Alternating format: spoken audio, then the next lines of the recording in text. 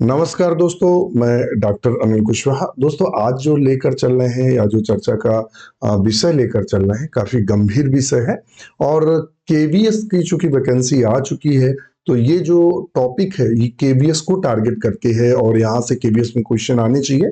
इस उम्मीद के साथ मतलब 100% इम्पोर्टेंट क्वेश्चन का कलेक्शन किया हमने और वो आपके साथ शेयर कर रहे हैं आपके सिलेबस के अनुसार। और अभी तक के एग्ज़ाम में जो सबसे चुनिंदा और उलझाने वाले क्वेश्चंस हैं वो आपके लिए हम लेकर चल रहे हैं। तो आज का वीडियो हम शुरू करें उससे पहले रिक्वेस्ट, चैनल को लाइक, सब्सक्राइब और दोस्तों के साथ एक शेयर कर दीजिएगा। व्हाट्सएप है, टेलीग्राम है और फेसबुक आदि पर अगर आपको लिंक शेयर करेंगे तो उन मित्रों को भी लाभ होगा जो मित्र अपनी पढ़ाई को सही तरीके से नहीं कर पा रहे हैं, उनको भी लाभ होगा। और जो ये सब्सक्राइब वाला नीचे बटन है उसको क्लिक करके रखिएगा और एक लाइक जरूर करिएगा, अपने कमेंट्स जरूर लिखिएगा। तो शुरू करते हैं आज की क्लास, आपके लिए बहुत बेहद स्पेशल होने वाली है। तो शुरू करते हैं क्लास। तो क्लास जब हम बात करते हैं क्लास की तो कुछ विशेष क्वेश्चंस हैं, उन पर नजर डालते हैं, विशेष प्रकार के क्वेश्चंस पे और कौन कौन से विशेष प्रकार के। तो क्वेश्चन नंबर पे नजर डालते हैं और विशेष क्वेश्चंस हैं और जो क्वेश्चन आए हैं। क्वेश्चन नंबर 140 है और ये अभी ही पूछा गया था रिसेंट में। आपके एक रेड पेन ले लेते हैं और रिसेंट में पूछा गया है। रिसेंट में क्वेश्चन क्या पूछा गया? Which are the following does not happen in the prophase first of meiosis. Meiosis first के प्रोफेज फर्स्ट। देखिएगा, जो मियोसिस है, ध्यान रखिएगा, कुछ चीजें ऐसी भी होती हैं जिनको हम अगर विशेष रूप से ध्यान देंगे तो वो क्वेश्चंस वहां से फंसते हैं। तो मियोसिस को हिंदी में अर्धसूत्री विभाजन के नाम से जानते हैं। अर्धसूत्री विभाजन के नाम से जानते हैं किसको? मियोसिस को। मियोसिस की खोज किसने की? इस तरह से भी क्वेश्चन पूछ देता है कि प्राय मियोसिस की खोज किसने की, किसने बताया मियोसिस के बारे में। इस तरह से क्वेश्चंस भी आपसे एग्जाम में देखने को मिलते हैं। तो चलते हैं, बात करते हैं इसके डिस्कवर्ड की, इसकी खोज किसने की थी। तो फार्मर टर्म कॉइंड किसने किया था या शब्द किसने दिया था? वो दिया था फार्मर और मुरे ने। फार्मर एंड मुरे ने पहली बार इस शब्द को दिया था। इसका अल्टरनेटिव नाम रिडक्शन डिवीजन भी है। किसके नाम से जानते हैं? रिडक्शन डिवीजन के भी नाम से जानते हैं। इसको रिडक्शन डिवीजन के भी नाम से जानते हैं या न्यून विभाजन के नाम से भी जानते हैं। अब इसके बाद प्रोफेज जो फर्स्ट है उनकी चार अवस्थाएं होती हैं। प्रोफेज फर्स्ट की चारों अवस्थाएं कौन कौन सी होती हैं? पहली अवस्था होती है leptotene, zygotene, pachytene, diplotene, diakinesis. 110% important है। ये जो आप पिक्चर देख रहे हैं, यहाँ से लगभग 1 से 2 क्वेश्चन हर एग्जाम में यहाँ से बनते हैं। सबसे ज्यादा अगर विभाजन में इंपॉर्टेंट है तो वो कौन इंपॉर्टेंट है? तो अर्धसूत्री विभाजन या मियोसिस सबसे ज्यादा इंपॉर्टेंट है। तो यहां अगर लिप्टोटीन की बात करें तो प्रोफेज बिगिंस, यहीं से प्रोफेज अवस्था शुरू होती है। प्रथम अवस्था है chromosome start the condense. Condense का मतलब क्रोमोसोम संघनित होने लगते हैं, मतलब शॉर्टेस्ट और मोटे होने लगते हैं। जाइगोटीन, जाइगोटीन का मतलब होता है जाइगोटीन सिनेप्सिस बिगिंस। और क्या करते हैं? जो क्रोमोसोम्स होते हैं वो इस तरह से जोड़े बनाने लगते हैं। क्या बनाने लगते हैं? इस तरह से जोड़े बनाने लगते हैं। तो देखिएगा, ये अब क्या है? जोड़े बनाने लगा और आपस में चिपक गया, जिसे सिनेप्टोनीमल कॉम्प्लेक्स कहते हैं। Very very important question PGT में भी बना हुआ है कि सिनेप्टोनीमल कॉम्प्लेक्स किस अवस्था में पाई जाती है। तो प्राय ये मियोसिस, ध्यान रखिएगा, मियोसिस के प्रोफेज प्रोफेज फर्स्ट के जाइगोटीन स्टेज में पाई जाती है। कहाँ पाई जाती है? जाइगोटीन स्टेज में देखने को मिलती है। तो इसको आप विशेष रूप से ध्यान में रखेंगे।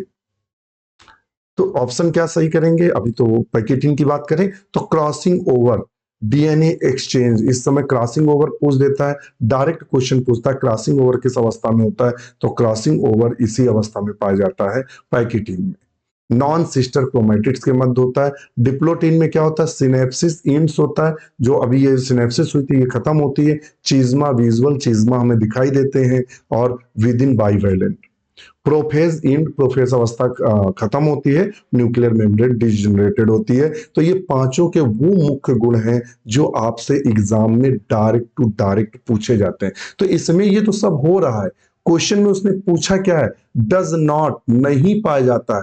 तो क्या नहीं पाया जाता, कंडेंसेशन ऑफ क्रोमोसोम, तो बिल्कुल ये किसमें हो रहा था, लिप्टोटीन अवस्था में, लिप्टोटीन अवस्था में हो रहा था। पेयरिंग ऑफ होमोलोगस क्रोमोसोम किसमें हो रहे थे, तो जाइगोटीन अवस्था में हो रहा था। चिज्मा फॉर्मेशन किसमें हो रहा था, तो डिप्लोटीन में हो रहे थे,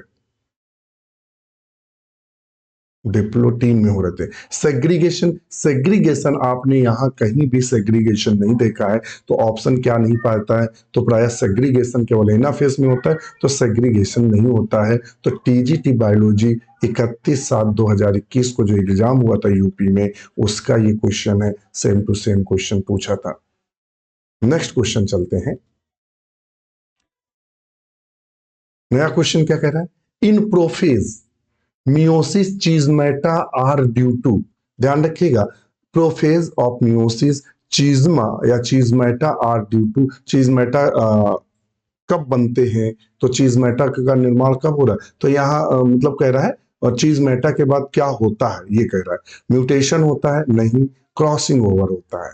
क्या होता है, क्रॉसिंग ओवर होता है। तो ऑप्शन, क्रॉसिंग ओवर में क्या होता है, जो अलग अलग क्रोमोसोम्स होते हैं वो एक्सचेंज हो जाते हैं, उनके जो थ्रेड होते हैं वो आपस में अदला बदली हो जाती है। इसी क्रॉसिंग ओवर का ही असर है न्यू न्यू जातियों का उद्भव होना।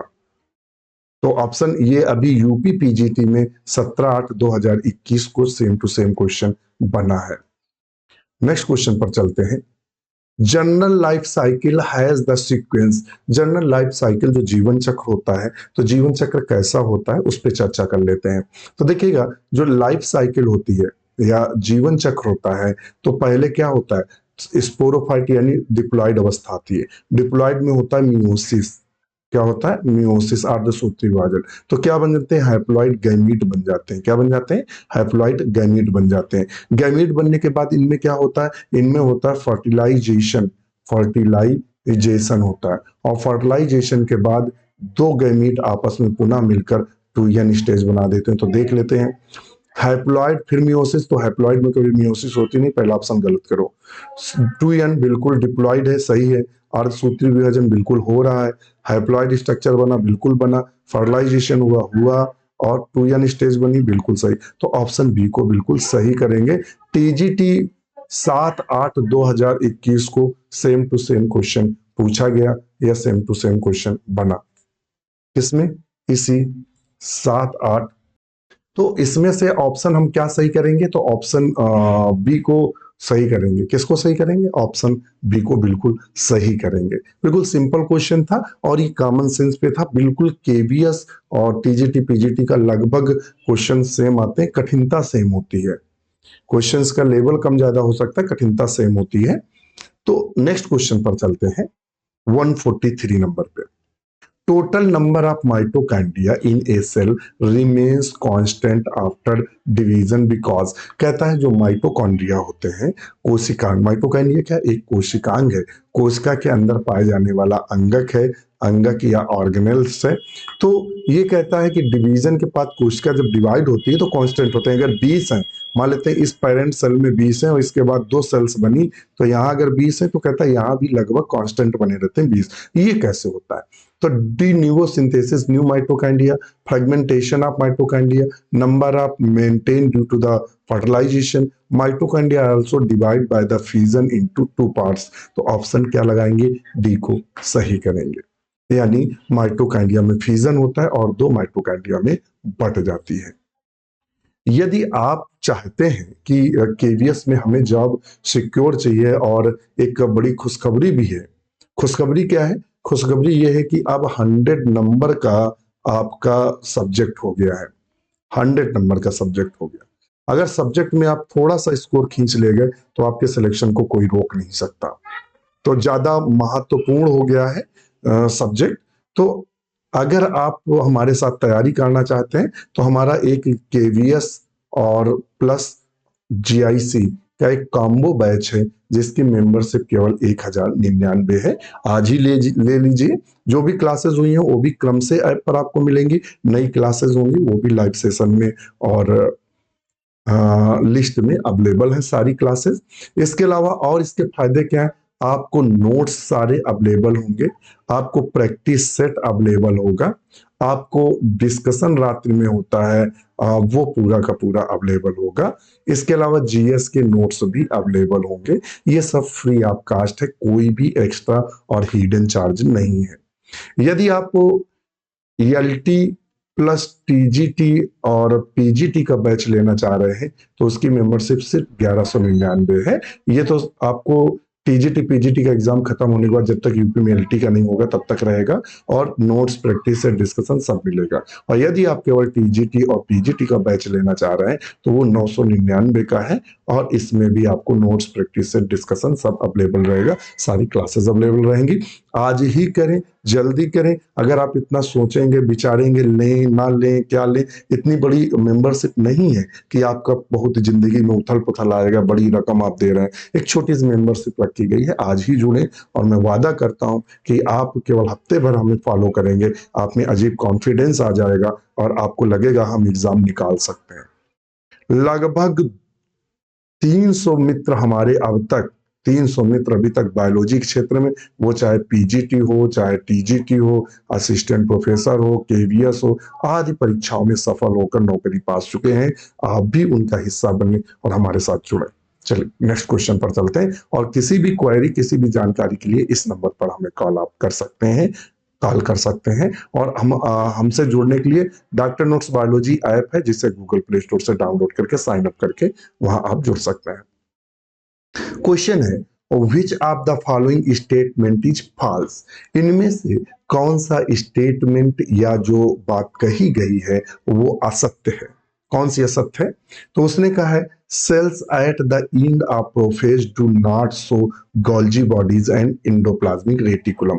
कहता है कि cells in the prophase do not show Golgi body endoplasmic reticulum, नहीं दिखाई देते हैं। फिर कहता है small disc structure at the surface of the centromere are called kinetochores. Metaphase platform at the equator of spindle, सही है। Chromosome splitting and separation of chromatids occur in telophase, chromosome splitting करते हैं और सेपरेशन होते हैं, telophase में नहीं, condensation करते हैं, अर्थात दोनों ओर बढ़ चुके होते हैं और उसके बाद ये क्या करते हैं, कंडेंसेशन करते हैं। तो ऑप्शन ये इसमें से क्या है, ये वाला ऑप्शन गलत है। ये क्या है, गलत है, ये फॉल्स है। तो ऑप्शन डी को हम सही करेंगे।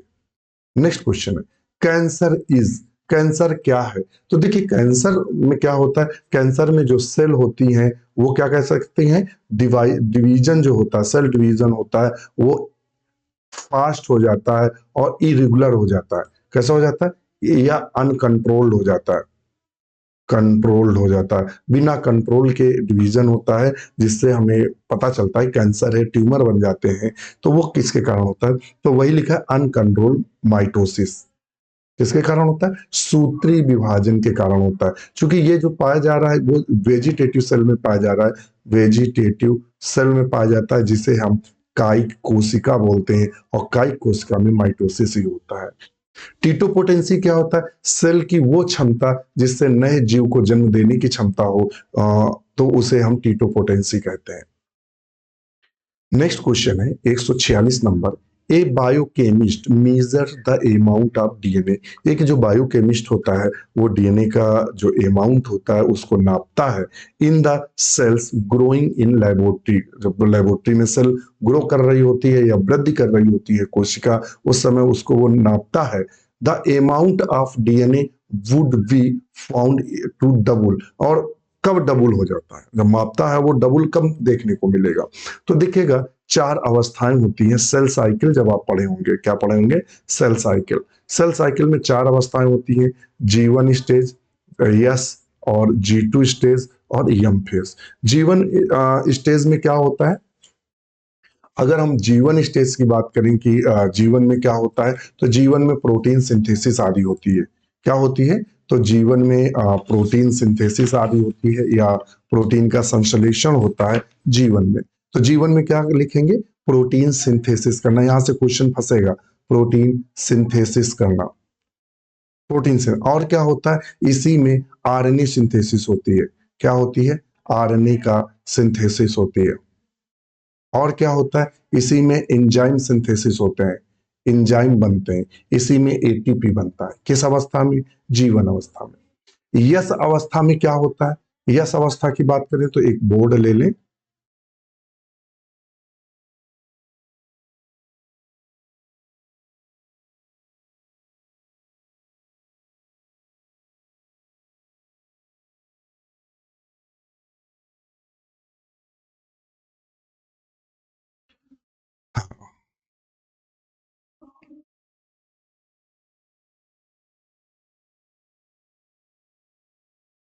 ये ले लेते हैं। अच्छा, तो यहां हमने लिख दिया जीवन फेस, यस और जी2 फेस और यम फेस। तो अभी जीवन तो हम आपको बता चुके हैं। यस फेस में क्या होता है? तो डीएनए का रेप्लिकेशन होता है, डीएनए का रेप्लिकेशन होता है, द्विगुणन होता है, डीएनए का द्विगुणन होता है। इसके अलावा क्या होता है? हिस्टोन प्रोटीन का संश्लेषण होता है, हिस्टोन प्रोटीन सिंथेसिस होती है। यहाँ एक क्वेश्चन गड़बड़ करता है, यहाँ गलती बहुत होती है। गलती क्या होती है? अगर उसने पूछ दिया हिस्टोन प्रोटीन सिंथेसिस आप, और यहाँ होती है प्रोटीन, नॉर्मल प्रोटीन का सिंथेसिस होती है, बनती है। अब अगर उसने कह दिया हिस्टोन प्रोटीन, आप प्रोटीन देख के ऑप्शन जीवन लगा लेते। नहीं, हिस्टोन जो प्रोटीन है वो यस फेस में ही संश्लेषित होती है, ध्यान रखिएगा। डीएनए और हिस्टोन प्रोटीन दोनों यस में होती हैं। नॉर्मल प्रोटीन जो होती है वो जीवन फेस में सिंथेसिस करती है। और यहाँ क्या होता है यस फेस में? यस फेस में और होता है सेंट्रियोल डुप्लीकेशन होता है, सेंट्रियोल का डुप्लीकेशन होता है, डुप्लीकेशन। आपसे पूछ सकता है कि जो सेल ऑर्गेनेल्स में सेंट्रियोल है वो कब डुप्लीकेट होता है, अपनी संख्या को कब बढ़ाता है? तो सेंट्रियोल अपनी संख्या को यस फेस में ही बढ़ा लेता है। ये तीन बड़ी घटनाएं हैं जहां से आपको केवीएस एवं पीजीटी टीजीटी में क्वेश्चन देखने को मिलेगा, बड़ी घटना है। जी2 फेस में क्या होता है? जी2 फेस में जैसे कि माइटोकॉन्ड्रिया है, माइटोकॉन्ड्रिया है, और क्लोरोप्लास्ट है, क्लोरोप्लास्ट है, स्पिंडल फाइबर है,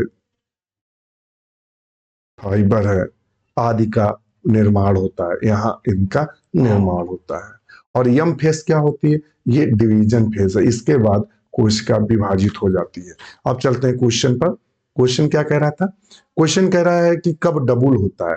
तो डबल कब होगा? तो after G two phase of the cell cycle, cell cycle की जी2 फेस के बाद। तो ऑप्शन बी लगाएंगे। अब चलेंगे बोर्ड पे तो देखिएगा यस फेस में डीएनए रेप्लिकेशन हो गया, ये डीएनए क्या हो गया? दो में, मतलब दो गुना हो गया। क्या हो गया? दो गुना। रेप्लिकेशन हुआ तो डीएनए दो गुना हो गया। यस फेस तो दी नहीं, और जी टू तक तो दुगुना रहेगा ही, अभी विभाजित नहीं हुआ है। तो यहाँ जी2 फेस के बाद ये दुगुना हमें दिखाई देता है। तो ऑप्शन वही हमारा वाला ही सही है। कौन सा? B number. ये नेक्स्ट क्वेश्चन चलते हैं। माइटोसिस, ध्यान रखिएगा सूत्री विभाजन की बात कर रहा है। Promoting factor has two key subunits. One is catalytic and other is the regulatory. Which one of the following the regulatory subunit? कहता है एक रेगुलेटरी यूनिट्स होती है, जब विभाजन होता है तो जो कंप्लीट सेल साइकिल को रेगुलेट करता है वो कौन होता है? तो रेगुलेटेड जो यूनिट होती है साइक्लिन डिपेंडेंट प्रोटीन होती है। क्या होती है? साइक्लिन डिपेंडेंट प्रोटीन होती है। तो यहाँ कहीं साइक्लिन दिया है, बिल्कुल। ऑप्शन बी क्या है? जिसमें रेगुलेटेड यूनिट होती है साइक्लिन डिपेंडेंट प्रोटीन होती है। क्या होती है? साइक्लिन डिपेंडेंट प्रोटीन होती है। तो हम यहाँ जो ऑप्शन सही करेंगे, ऑप्शन बी को बिल्कुल सही करेंगे। किसको सही करेंगे? ऑप्शन बी को सही करेंगे। इसमें से जो सीडीके है, ध्यान रखिएगा, जो सीडीके वगैरह है ये विशेष प्रकार के हैं जो प्राय जीवन और यश में ट्रांजिशन कैराइट करते हैं, CDC2 CDK1। तो ये है। अब आते हैं, हमारा नेक्स्ट क्वेश्चन आता है 148 number. In which phase of the cell cycle multiplication of mitochondria and chloroplast take place in. देखिएगा, वेरी वेरी इंपॉर्टेंट, अभी हमने आपको बोर्ड पे बताया। आप अगर इस बोर्ड पे अगर आप नजर डालेंगे तो अभी आप इस बोर्ड पे देखा, बिल्कुल सेम टू सेम समय देखा ना बोर्ड पे। और ये जो माइटोकॉन्ड्रिया और क्लोरोप्लास्ट का निर्माण होता है वो किस अवस्था में हो रहा है? G2 स्टेज में हो रहा है। अभी बिल्कुल बताया। इसीलिए कहते हैं हमें पढ़ना, माना मैं मान सकता हूं कि आपको मजा ना आए हमारे पढ़ने में, क्योंकि अंग अंग में तरंगने की चिल्लाएं चीखें, आपका टाइम तोड़े, आपको इधर उधर की बात करें, तो हम ऐसा नहीं कर पाते, क्योंकि हमारे पास भी अपना लिमिटेड समय है, बहुत ही लिमिटेड समय है। तो हमारा लिमिटेड समय होने के कारण हम सिर्फ तथ्यों की बात करते हैं।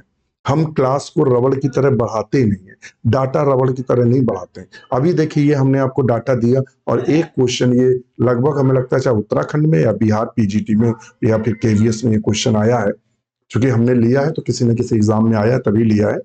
तो in which phase the cell cycle multiplication of the mitochondria chloroplast take place in. कब होता है? तो G2 फेज में होता है। G2 फेज में इनका डुप्लीकेशन होता है। क्या होता है? डुप्लीकेशन, या इनकी संख्या बढ़ती है। यस फेज में अभी हमने क्या बताया था? डीएनए सिंथेसिस होती है। और क्या होता है? हिस्टोन की सिंथेसिस होती है। हिस्टोन सिंथेसिस होती है। और क्या होता है? सेंट्रियोल डिवाइड होता है। एम फेस में डिवीजन होता है। तो ऑप्शन हम क्या लगाएंगे? सी को सही करेंगे। नेक्स्ट क्वेश्चन है, in which stage the colchicine inhibited mitosis. किस अवस्था में कोलिचिसिन इनहिबिटेट करता है? तो पहले कोलिचिसिन देख लेते हैं। ये एक पॉइजन है। क्या है? पॉइजन है, या एक प्रकार का जहर माना जाता है। एल्कोलाइड होता है, एल्कोलाइड होता है। और ये प्राय लिलिएसी फैमिली, कभी कभी ये लिलिएसी लिलिएसी फैमिली पूछ देता है किस फैमिली बिलोंग करता है, लिलिएसी फैमिली से बिलोंग करता है। और ये ऑटम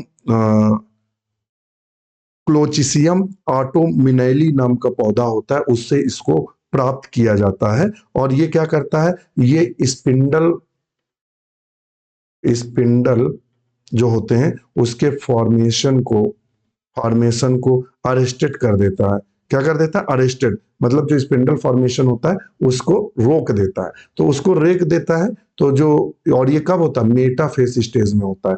जैसे ये है क्रोमोसोम, ये मेटाफेस इक्वेटर में जब आ जाते हैं ये, तो ये क्या कर देता है? इनको अरेस्ट कर देता है, स्पिंडल फाइबर को। तो क्रोमोसोम आते तो हैं मगर एक दूसरे से अलग नहीं हो पाते। तो किस अवस्था में करता है? मेटाफेस अवस्था में। ये किस अवस्था में काम करता है? मेटाफेज। आपसे एक क्वेश्चन पूछ सकता है, थोड़ा घुमाकर पूछ सकता है, माइटोटिक पॉइजन क्या होता है? माइटोटिक पॉइजन क्या होता है? तो कोलिसिन को भी आपको टिक करना है कि ये माइटोटिक पॉइजन होता है। और किस अवस्था में ब्लॉक करता है? तो मेटाफेज स्टेज में ये इसको ब्लॉक करता है। इससे क्या करते हैं? इससे पॉलीप्लॉइडी प्लांट तैयार किए जाते हैं। पॉलीप्लाइडी सेल्स तैयार की जाती हैं, या पॉलीप्लाइडी प्लांट को तैयार किया जाता है। तो ये पूरा डाटा था कोलिसिन से आसपास से। और कोलिसिन से लगभग 5 क्वेश्चन बनते हैं। पहला पूछ देता है किस पौधे से प्राप्त किया जाता है? तो कोलिचियम ऑटोमिनैली से प्राप्त किया जाता है। किस फैमिली का है? लिलिएसी का है। किस अवस्था में ये ब्लॉक करता है? मेटाफेस में। इसका कार्य क्या है? स्पिंडल को अरेस्ट कर देना, रोक देना बनने में। फिर माइटोटिक पॉइजन किसे कहते हैं? तो कोलिचिसिन को कहते हैं। ये 4-5 क्वेश्चन आपको इर्द गिर्द पॉलीप्लॉइडी किसके द्वारा कराते हैं? तो प्राय कोलिचिसिन के द्वारा कराते हैं। ये 5-6 क्वेश्चन ऐसे हैं जो TGT, PGT, LT, GIC, KVS, NVS, DSSB आदि में 4-5 क्वेश्चन जो घूमते हैं इर्द गिर्द, वो यही क्वेश्चन बनते हैं। वो हमने 4-5-6 क्वेश्चन जो बन सकते हैं और जो अभी तक पूछे वो सब आपके साथ डिस्कस कर दिया है, जिससे आपकी कोई समस्या ना हो या आप उसको समझने में गलती ना करें। नेक्स्ट क्वेश्चन है, synaptonemal complex is found in which stage of meiosis. Meiosis की किस अवस्था में सिनेप्टोनीमल कॉम्प्लेक्स पाया जाता है? सिनेप्टोनीमल कॉम्प्लेक्स किस अवस्था में पाया जाता है? तो हमने कहा था मियोसिस, और मियोसिस में होता है प्रोफेज फर्स्ट, प्रोफेज फर्स्ट में होता है जाइगोटीन, जाइगोटीन। जाइगोटीन में सिनेप्टोनीमल कॉम्प्लेक्स पाया जाता है, तो ऑप्शन फर्स्ट सही है। Synaptonemal complex found in zygotene prophase first. Pachytene में क्रॉसिंग ओवर होता है, और ये अभी पीजीटी, यूपी पीजीटी 2016 में क्वेश्चन बना है। नेक्स्ट क्वेश्चन देख लेते हैं। Match list first, list second and select the correct answer by using the code given below. इसमें जो कोड दिया है उसके अनुसार हमें छांटना है, कौन कहां कैसे कब पाया जाता है। तो हम आपको बता दें कि जो अलग अलग देखने को मिलते हैं, तो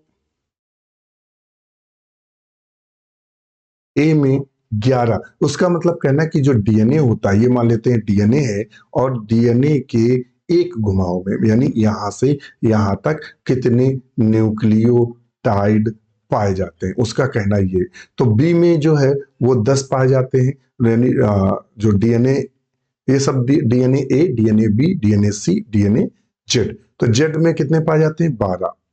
और इसमें ये पाए जाते हैं। सी में कितने पाए जाते हैं? 9.33। तो ऑप्शन इसका कौन सा सही है? सी। यानी ए में एक घुमाव में कितने पाए जाते हैं? तो 11 न्यूक्लियोटाइड पाए जाते हैं। बी में कितने पाए जाते हैं? तो एक घुमाव में 10 पाए जाते हैं। सी में एक घुमाव में 9.33 पाए जाते हैं। जेड में जो पाए जाते हैं वो 12 पाए जाते हैं। ध्यान रखिएगा। तो सी में कौन सा दिया? एक। तो ऑप्शन यही सही है। कौन सा? सी नंबर। ये क्वेश्चन अभी भी पूछा गया था, इसके अलावा यूपी पीएससी में भी क्वेश्चन पूछा गया है।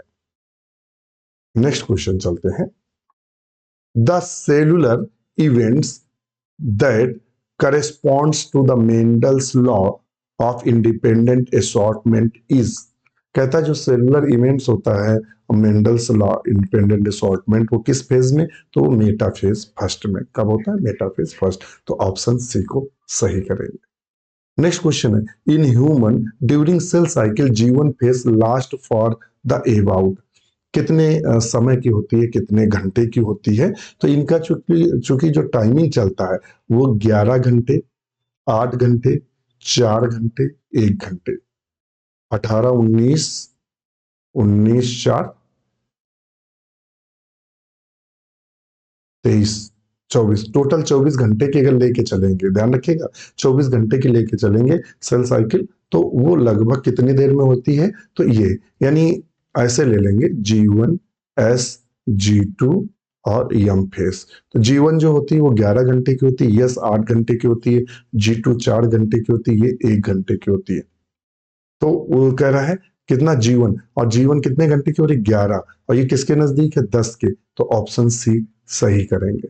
कितने घंटे की होती है? सी। और 8 घंटे की कौन सी होती है? तो यस फेस होती है। 4 घंटे की कौन? अलग अलग बुक में अलग अलग दिया है, कुछ में 30 घंटे का रेशियो लेकर चल दिया है, 30 घंटे में होती है, तो वहां अलग आपको मिलेगा। तो ये डाटा बहुत अथेंटिक नहीं है, यानी कि अलग अलग बुक में अलग अलग डाटा आपको यहाँ से मिलेगा। तो कितने घंटे में होता है? 10 घंटे। देखिए अभी हमने आपको सेल साइकिल पढ़ाई थी, उसमें डीएनए रेप्लिकेट ड्यूरिंग, चलते हैं बोर्ड पे। डीएनए रेप्लिकेट कब होता है? यस फेस में डीएनए रेप्लिकेशन लिखा है। देखिए एक ही हमने ये, केवल एक ही आपको खाका 4 लाइनों को बताया है, और इन 4 लाइनों में देख लीजिए कि अच्छे अच्छे एग्जाम में क्वेश्चन यहाँ से बने हैं। तो देखिए यहाँ से क्वेश्चन उठाया गया कि डीएनए रेप्लिकेशन कब होता है? तो यस फेस में होता है। डीएनए रेप्लिकेशन कब होता है? तो यस फेस में होता है। कब होता है? यस फेस में। चलो देखते हैं कहाँ है yes face. DNA replication in yes face. जीवन फेस में क्या होता है? प्रोटीन सिंथेसिस होती है। और क्या होता है? उसके अलावा एंजाइम का संश्लेषण होता है, उसके अलावा एटीपी का संश्लेषण होता है, उसके अलावा आरएनए का संश्लेषण होता है। आरएनए का संश्लेषण होता है। जी टू फेस में सेल ऑर्गेनल्स का फॉर्मेशन होता है। ऑप्शन चूंकि जो पूछा है वो बी सही होगा। 156 नंबर पे दिया है, prophase, metaphase, anaphase, telophase, which one of the above involve in karyokinesis. Karyokinesis का मतलब होता है केंद्रक के विभाजन में कौन कौन भाग लेता है। तो केंद्रक के विभाजन में प्रोफेज, एनाफेज, मेटाफेज चारों भाग लेती, तभी तो केंद्र विभाजित होता है। तो ऑप्शन ए को सही करेंगे, first second third fourth, A को सही करेंगे। The shortest stage is the cell cycle mostly is. Cell cycle में सबसे शॉर्टेस्ट फेज क्या होती है? तो यम फेज होती है, 1 घंटे की होती है। कौन सी होगी? 1 घंटे की है। तो अभी आपको क्या करना है? M phase. अभी अभी हमने आपका इससे संबंधित डाटा दिया। The mitosis and meiosis always differ in regard to the presence of. Meiosis और माइटोसिस एक दूसरे से किस प्रकार से पृथक हैं, या किस प्रकार से दोनों में अंतर है माइटोसिस और मियोसिस में? तो देखिएगा, क्रोमैटिड्स दोनों में पाए जाते हैं, होमोलोगस क्रोमोसोम पाए जाते हैं, सेंट्रोमियर्स पाए जाते हैं, मगर बाईवैलेंट जो है ये सिर्फ मियोसिस में देखने को मिलता है, माइटोसिस में नहीं देखने को मिलता है। तो ऑप्शन सी ऐसा है जो मियोसिस और माइटोसिस दोनों को अलग करता है। Crossing over occurring, crossing over किस अवस्था में पाया जाता है? तो क्रॉसिंग ओवर पैकेटिन अवस्था में पाया जाता है। और पैकेटिन किस अवस्था है? तो मियोसिस, ध्यान रखिएगा, मियोसिस के प्रोफेज, मियोसिस के प्रोफेज की 5 अवस्थाएं हैं: leptotene, zygotene, pachytene, diplotene, diakinesis. तो मियोटिक प्रोफेज, मियोटिक प्रोफेज। तो ऑप्शन बी को हम सही करेंगे। और आज का last question, Moses first discovered the 1956 synaptonemal complex को डिस्कवर किया। Configuration observe during cell division, इसको हम कब देख सकते हैं? तो कब देख सकते हैं? तो हमने कहा था जाइगोटीन में सिनेप्टोनीमल कॉम्प्लेक्स दिखाई देता है। और जाइगोटीन किस में पाया जाता है? तो जाइगोटीन मियोटिक प्रोफेज में पाया जाता है। मियोटिक प्रोफेज में जाइगोटीन पाया जाता है, लेप्टोटीन और जाइगोटीन। तो ऑप्शन ये सही। देखो, मियोटिक मेटाफेज दिए, इनमें केवल एक ही अवस्था होती है, माइटोटिक प्रोफेज थे। तो ऑप्शन क्या सही करेंगे? ए को हम सही करेंगे। सिनेप्टोनीमल जो कॉम्प्लेक्स है वो प्राय जाइगोटीन में दिखाई देता है। और जाइगोटीन किस में पाया जाता है? तो अर्धसूत्री विभाजन के प्रोफेज फर्स्ट में leptotene, zygotene, pachytene, diplotene, diakinesis, ये अवस्थाएं प्राय देखने को मिलती हैं। तो वीडियो कैसा लगा हमें कमेंट जरूर करिएगा। और 100% सफलता के लिए हमें जरूर हमसे जुड़िएगा, हमारे परिवार से जुड़िएगा। डॉक्टर नोट्स परिवार एक परिवार की तरह कार्य करता है, ना कि कोई कोचिंग संस्थान है। तो आप हमसे जुड़िएगा और दिल मजबूत करके जुड़िएगा, मेहनत करिएगा, और ईश्वर ने चाहा तो आप एक लेक्चरर के रूप में अपना करियर शुरू कर सकते हैं। बिल्कुल 100% शुरू कर सकते हैं, मगर आप में कॉन्फिडेंस हो और आप दृढ़ हो। चलिए, आज के लिए इतना ही। नमस्कार।